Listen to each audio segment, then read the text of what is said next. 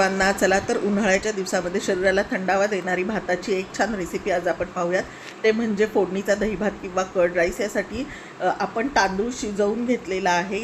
यासाठी शक्यतो इंद्रायणी तांदूळ किंवा बासमती तुकडा हेच तांदूळ घ्यावेत, जे तांदूळ मऊसूत शिजतील. साहित्य खाली दिल्याप्रमाणे त्यानंतर शिजलेला भात अशा प्रकारे करून घ्यायचा आहे एक जीव. त्याच्यानंतर त्यामध्ये 1 वाटी दही, थोडंसं मीठ, साखर आणि थोडंसं दूध, जेणेकरून कन्सिस्टन्सी पातळ होईल. दूध टाकायचं नसेल तर दही जास्त ॲड करा. त्याच्यानंतर शेंगदाणे आणि काजू छान तळून घ्यायचे आहेत. फोडणीसाठी तेल किंवा तुपाचाही वापर करू शकता. त्यानंतर एक जिन्नस घालून घ्यायचे आहे. त्याच्यामध्ये थोडीशी उडदाची डाळ आणि चण्याची डाळही घालायची आहे. चव खूप छान लागते.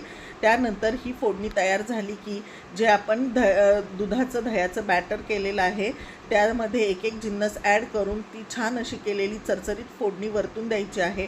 अशा प्रकारे दही भात तयार. हा चवीलाही खूप छान लागतो. माझा व्हिडिओ आवडला तर प्लीज लाईक अँड सबस्क्राईब नक्की करू.